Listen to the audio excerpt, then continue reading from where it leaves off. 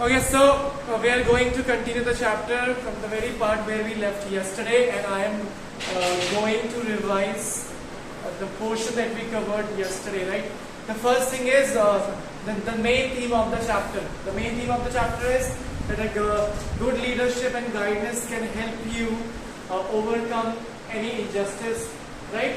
Mahatma Gandhi, under his guidance-ship, the peasants of Champaran, they were able to voice against the injustice and against the landlord system of British. Understand? So you remember Gandhiji was at convention of Indian National Congress, where he came across a peasant.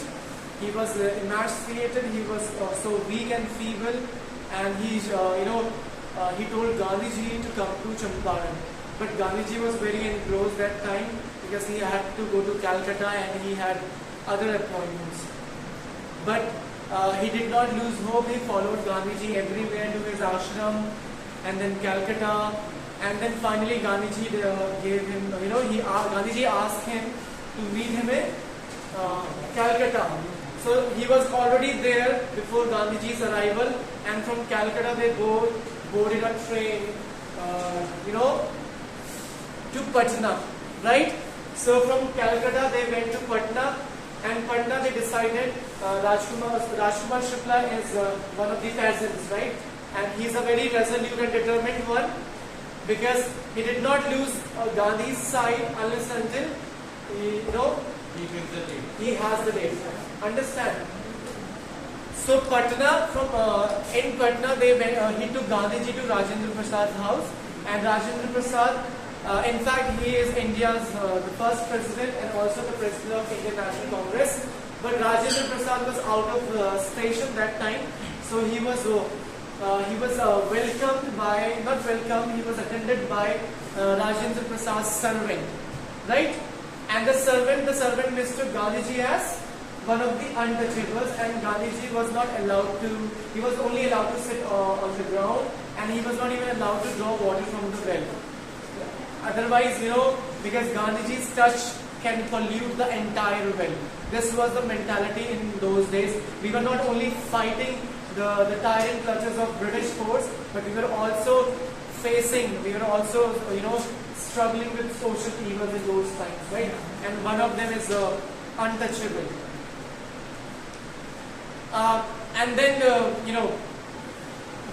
when he could not get more information about it, Gandhiji decided that they would, stop at Muzaffarpur. So Calcutta, then Patna, and then Muzaffarpur. So before arriving at Muzaffarpur, he called one of professors of art college in Muzaffarpur, and this professor's name is J.B. Kripalani, right? So Gandhiji made Professor J.B. Kripalani, and why did he made? Because Rajkumar Shukla was not able to He was not able to provide all the information to Mahatma Gandhi. Are you getting or not? Yes, sir. This is the previous portion we are revising. So, J.B. Kripalani, he came to greet Mahatma Gandhi with a large body of students, right?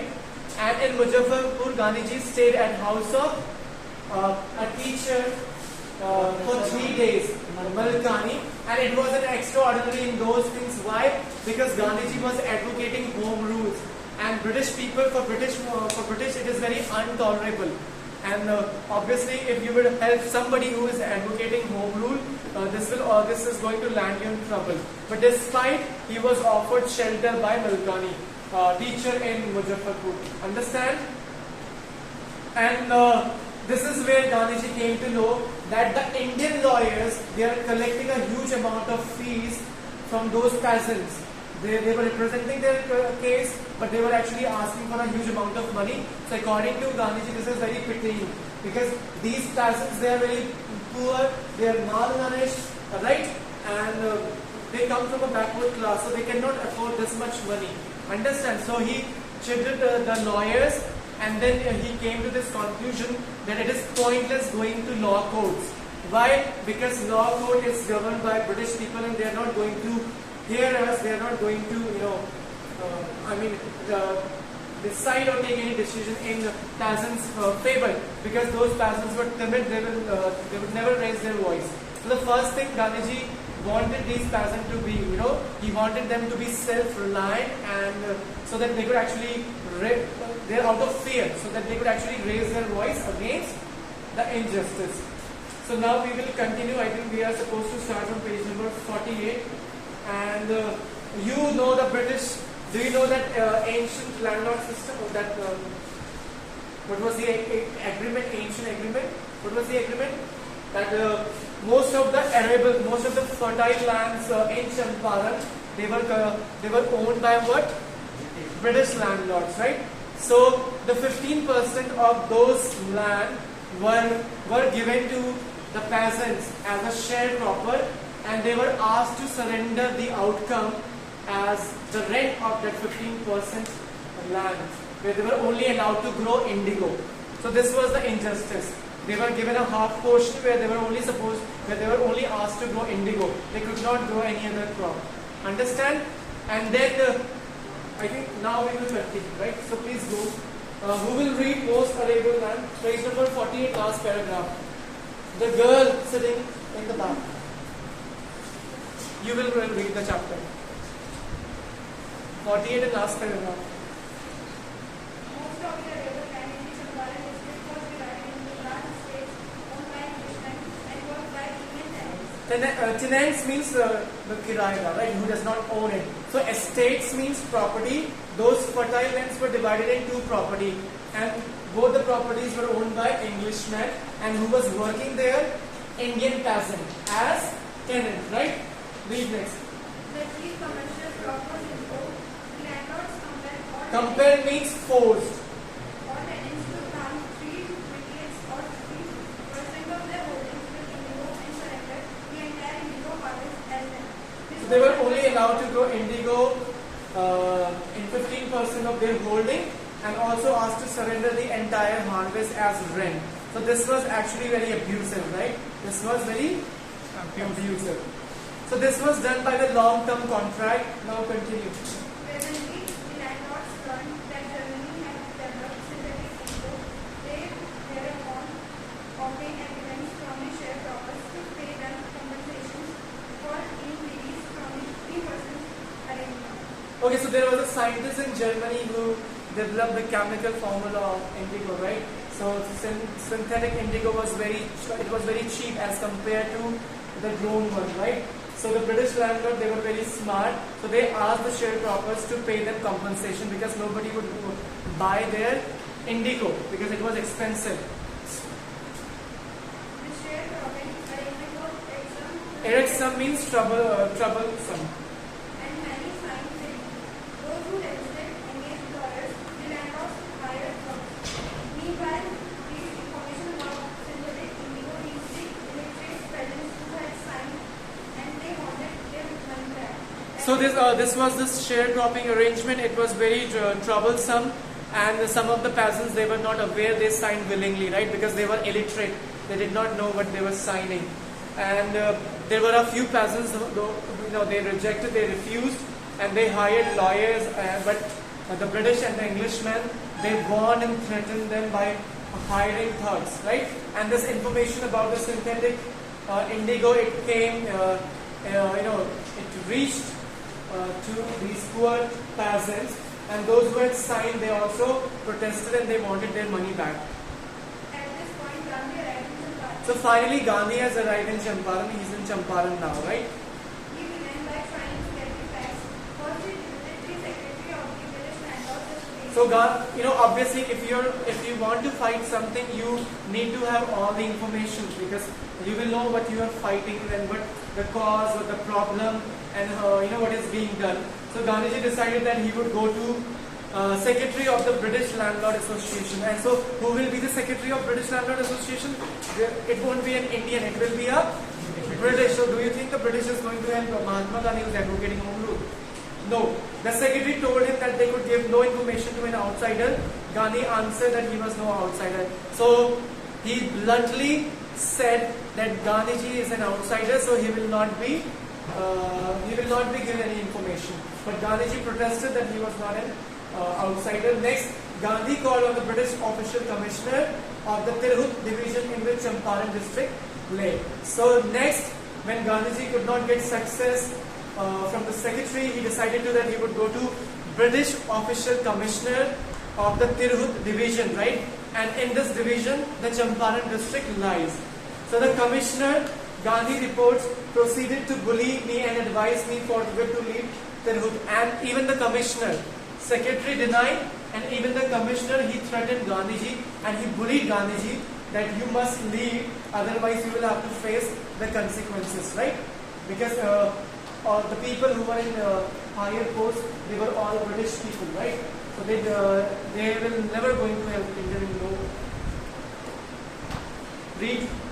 Gandhi did not leave. Instead, he proceeded to Motihari, the capital of Motihari is the capital of Champaran. So now Gandhiji is going to Motihari, the capital of Champaran.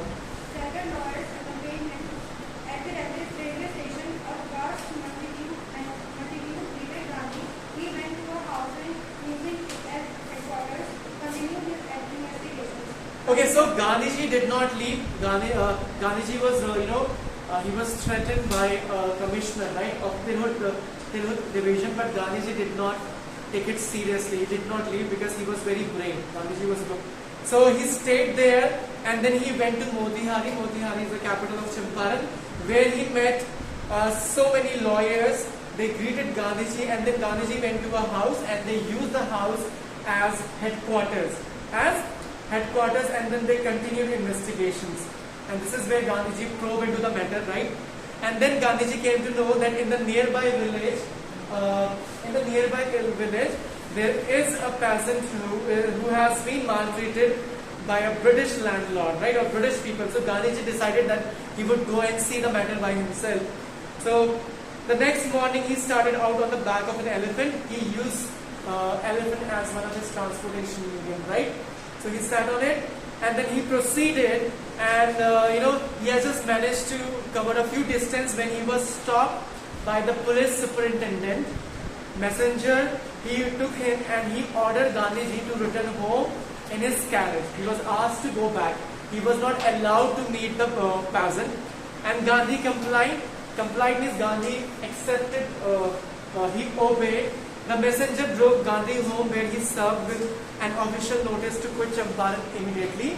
And the messenger, he escorted Gandhiji back to his place, and this is where he handed Gandhiji this official notice. And in the official notice it was written that Gandhiji is to leave Champaran at once.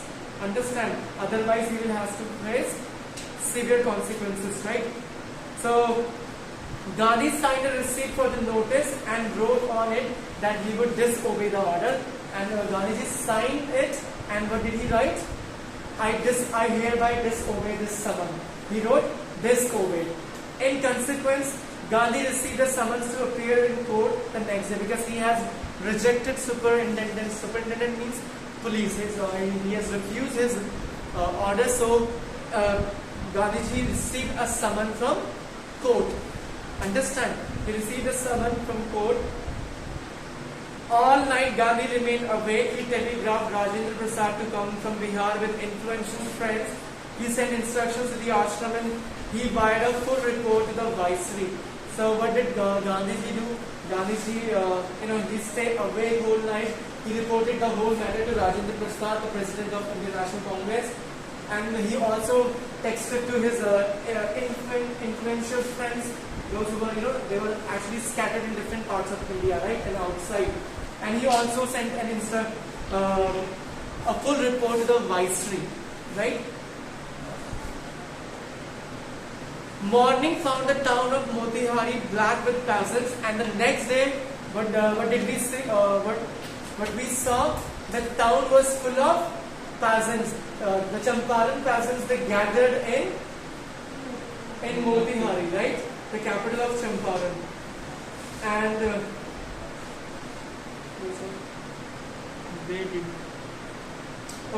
they did not know Gandhi's record in South Africa. They had merely heard that a Mahatma who wanted to help them was in trouble with the authorities. And those peasants, those who came to Champaran, Motihari to support Gandhiji. They were not even aware of Mahatma Gandhiji, that Mahatma Gandhiji was a lawyer and what he did in South Africa, right?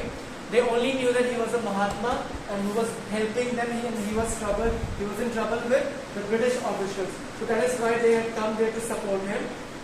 And their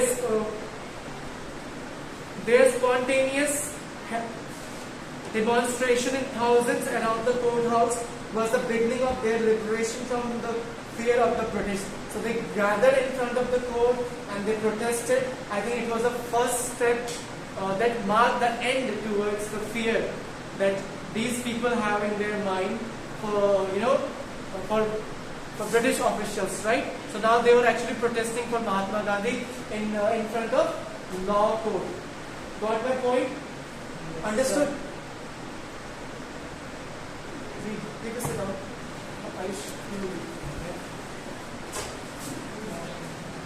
The official left powerless, felt powerless. The officials felt powerless without Gandhi's cooperation. He helped them regulate the crowd. He was polite and friendly. He was giving them concrete proof that their mind hit. Hitherto, this is an important thing. Hitherto, dreaded and unquestioned could be challenged by Indians. From now on, it means, right? So those officials, British officials, they felt so powerless that they could not, they could not manage the crowd. They could not manage the crowd, so they had to take Gandhi's help, right? So they asked Gandhiji to manage the crowd, and Gandhiji was able to manage them in a very polite manner, and he was giving them concrete proof that their minds that dreaded means fearful and unquestioned could be challenged by Indians, and from now onwards he gave them the proof that now the British officials they can also be challenged, right? And challenged by Indians. The government was baffled. Baffled means they were shocked. They were confused. The prosecutor requested the judge to postpone the trial. Apparently, the authorities wished to consult their superiors because the local authorities, they were in trouble seeing such a mob, such a masses, or a huge crowd. Because obviously, the crowd, this could have consequences, right? So they were unable to decide or make any judgment. So they request the court to adjourn it, to postpone it. But Gandhiji protested against the delay. Gandhiji protested that no, the judgment has to be decided.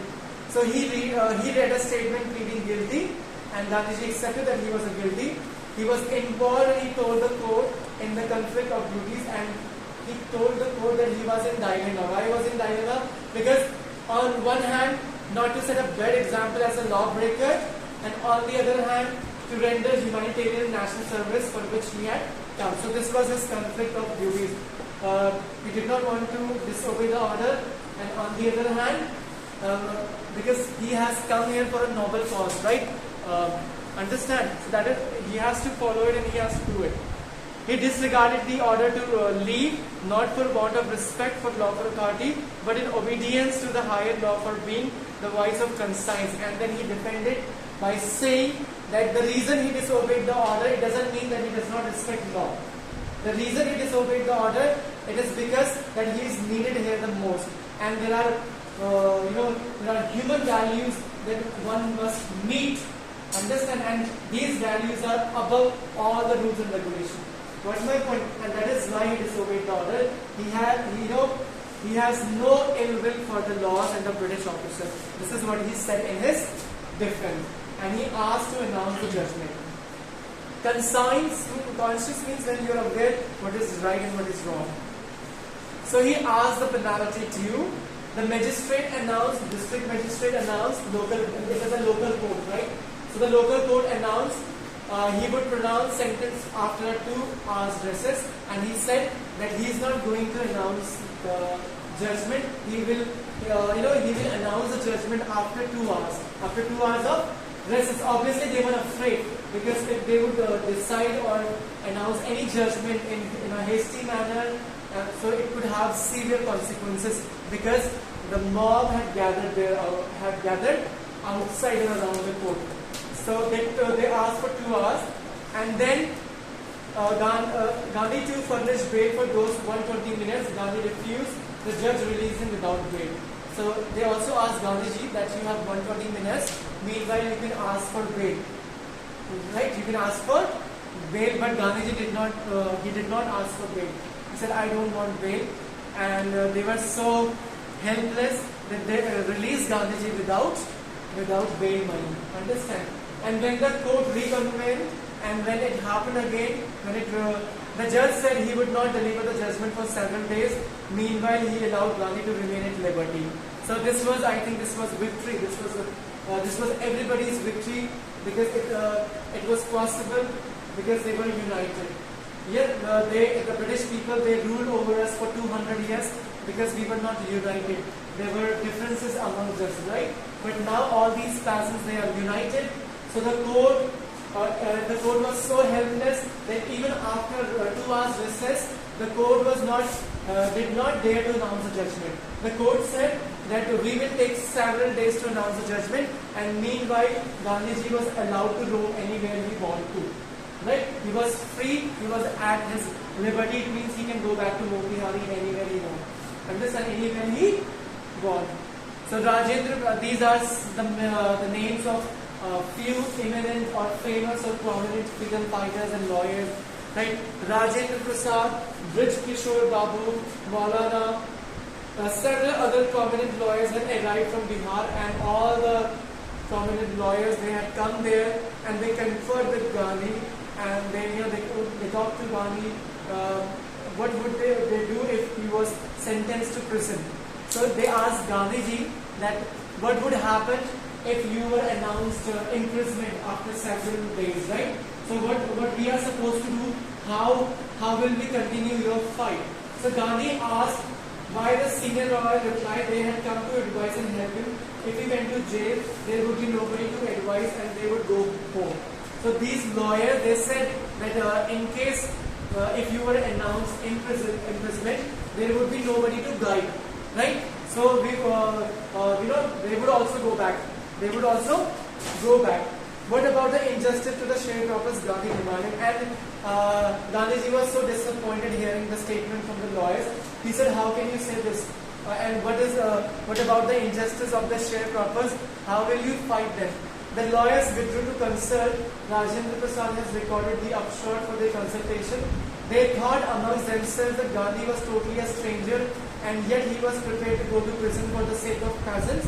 If they, on the other hand, being not only residents of the adjoining districts but also those who claim to have served these peasants, should go home, it would be shameful desertion. Desertion means when you leave somebody. So initially, all the lawyers, they agreed on the fact that if Gandhiji was announced imprisonment, they would also leave. They would also leave. But Gandhiji scolded them, right? And then Rajendra Prasad and the other lawyers, and then they had a discussion, and then they reached to this fact that if Gandhiji, who is an outsider, is ready to go to jail for these peasants, right? And he's so helpful and supportive, so why not the lawyers who are actually from the adjoining districts, right? And also they are the ones who are representing their cases for the money. So why shouldn't they help? Why shouldn't they help? So they agreed on that they would not go back home. They would not go back home. They would help those peasants. Got my point? They would help those peasants. So they accordingly went back to Gandhi and told him they were ready to follow him into jail. And the lawyers, because the lawyers, they are official people, right? And they said they would also follow Gandhiji to jail. It means if Gandhiji is imprisoned, they will follow Gandhiji to jail. The Battle of Champaran is won. And why is it called the Battle of Champaran is won? Because we see the mutiny, we see the protest. Now even the uneducated one and the educated one, they are actually united, right? For one cause, that is to speak against injustice, right? It is not about it is Champaran's peasant fights or just lawyers fight. It is the fight against injustice. Injustice, it is fight against the oppressor, right? Who is oppressing the peasants and the Indian people. What time is it? Okay. So several days later, Gandhi received a communication from the magistrate informing him that the lieutenant governor of the province had ordered the case to be dropped, and then Gandhi, this shows that they accepted their defeat. They were helpless. So Gandhiji received a letter of communication from the magistrate where a lieutenant governor of the province, province जो हुआ करते थे, the districts हुआ करते थे, that they had dropped the case. Which case? And civil disobedience had triumphed. Triumphed means victory. Triumph means victory, and this happened in the first time in modern India that civil disobedience won. They were able to, mark their presence. Understand? So that's all for today's session. Understand?